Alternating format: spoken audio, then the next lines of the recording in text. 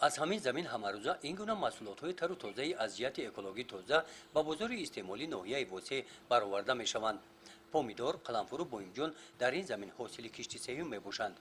جوگوری را گرفتیم در او پرورده کردیم. پرورده را که گرفتیم بعدی پرورده این تربوز بود همیدوری حاصل سیوم کردیم. در دهه توگرک جماعت دهات توگرک ناحیه وسه نورخان عظیموف را همچون دهقانی اصیل میشناسند و حرمت میکنند. حاصل این زمین محصول زحمت دستان او است. اما که نورخان در عائله دهقان به اوی رسیده شغل پسندیده‌اش دهقانی است. در شکل نو خوجگیداری مدت زیاده از 10 سال اجاره کار و سپس کооپراتیو تجارتی به نام خورشید 98 را تأسیس داده امکان فعالیت آزاد را به دست آورد.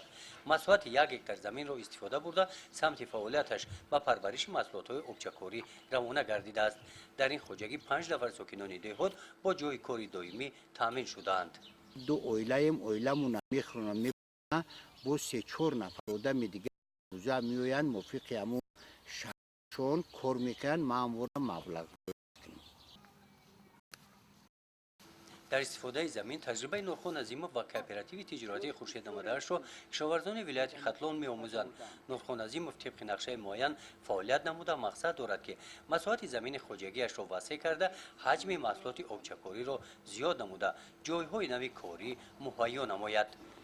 گزارش خوجا نظریف خدای نظر ظهوروف از ناحیه وسه برای برنامه اطلاعاتی نوید.